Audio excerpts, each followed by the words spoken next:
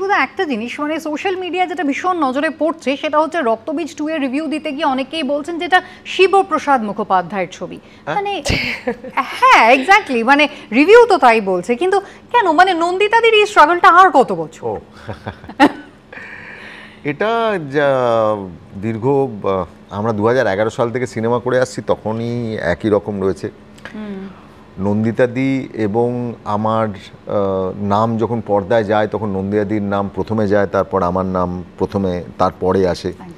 সেটা বয়সের দিক থেকে, তারপরে যেটা থাকে যে অভিজ্ঞতার দিক থেকে। নন্দিতাদি অনেক দীর্ঘদিন ধরে ইন্ডাস্ট্রিতে রয়েছেন, আমি অনেক কম, তার থেকে কম সময় ধরে।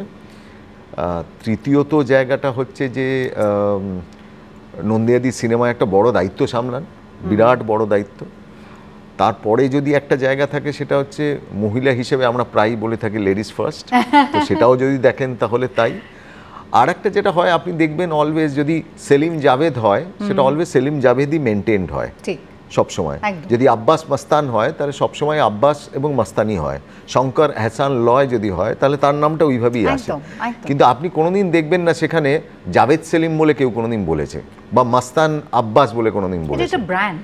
সেটাকে ব্র্যান্ড হিসেবেই রয়েছে। তো এবার আমরা যদি তৈরি করে থাকি এটা নন্দিতা এবং শিবপ্রসাদের সিনেমা, তো সেখানে এই প্রত্যেকটাতেই আপনি দেখবেন এখানে একটা জিনিসে প্রবলেম আছে। প্রবলেমটা হচ্ছে সেলিম জাভেদি কিন্তু দুজনই পুরুষ, আব্বাস মাস্তানে দুজনেই পুরুষ, শঙ্কর হাসান লয়তে দুজনেই পুরুষ। কিন্তু যে মুহূর্তে মহিলা চলে এলো তখন আমাদের এই পুরুষ প্রধান ফিল্ম ইন্ডাস্ট্রি মনে হলো যে না, আগে লাগতো, এখন আর লাগে না। কি করবে, ইউজড হয়ে গেছে।